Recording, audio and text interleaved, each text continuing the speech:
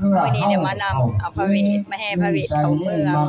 บุญพระเวทอุดมวิไลสัญลามมาเด้อบุญเด้อนี่เด้อบุญนี่ก็มีแต่คนงามๆนางสนมได้ออันนี้พวกสีม่วงนั่นแต่เป็นนางสนม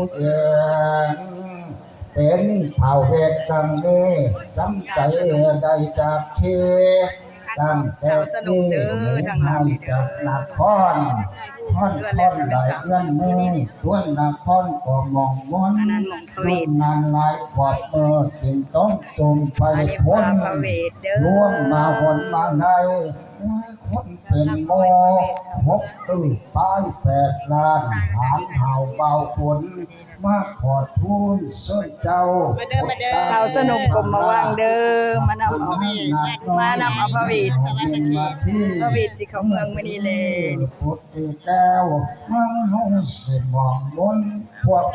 สาวสนมนี่บ่ได้อึดเด้อสีม่วงนั่นล้วนแต่แม่นสนม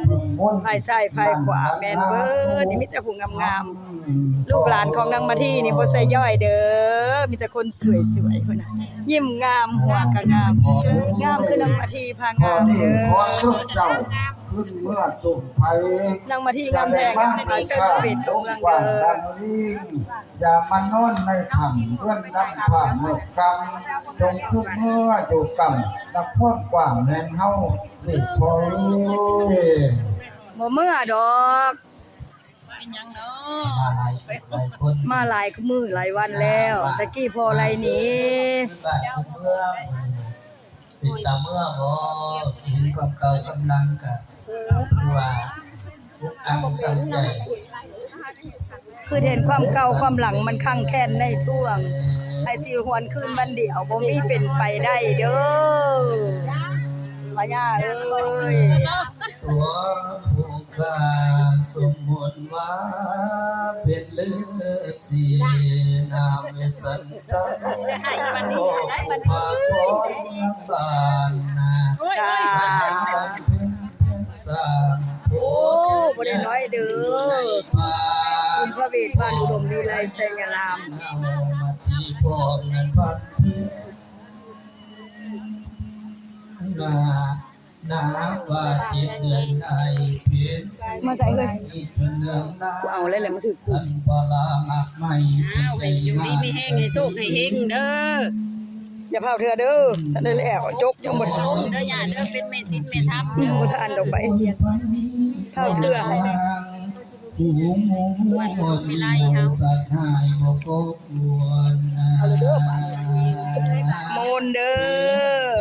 เสริมสร้างแต่ปางนั้นทวนทีฐานาศิลปะลัง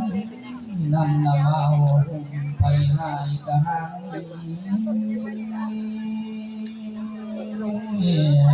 มนไทยสีสนใสพญาพอกาพังผู้พวกปองผู้มาลองประเดชจุ้งบ่แม่นปานนั้นเลยการตะพงพวกปองหัวหมูสินาขอกะมากันที่วัดตัวข้ามีตั้งขันเงินทองกันข้า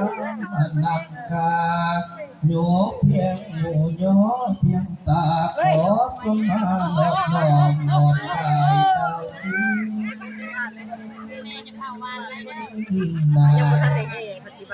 ข้าเจ็บตาไทยสีสวนใสปัญญาพอหัวสาอีเมแก้วปักเรียนมันบ่มากูการที่ลูกพระพาทองนะคนท้องเดินทางมา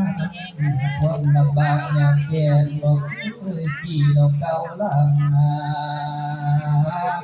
ทุกคำทุกคำของหิมาตะมอยยางผมเองการเดินทางปีดไปเปียปัดเสียลมปัดน้อยต่อพอมาถึงสาราพอดินเต้นตัวลงกันคนมีเก่ากระทำเพียงยากกระสีเอาแต่ปารามีมุข กันเตลังดอกเดือสางอินกินทาปางแก้วกลางดงหิมาเวทินได้พามีเงาสมเจ้าดังลุกนะ โอน เพียนพาโหดปวดศึกสร้างเขาควงดอกฟ้าลอยดอกโพ โมนเด้อ พ่อบ่ลำบากพ่อเอ้ยแต่รักเกียรติบ่ได้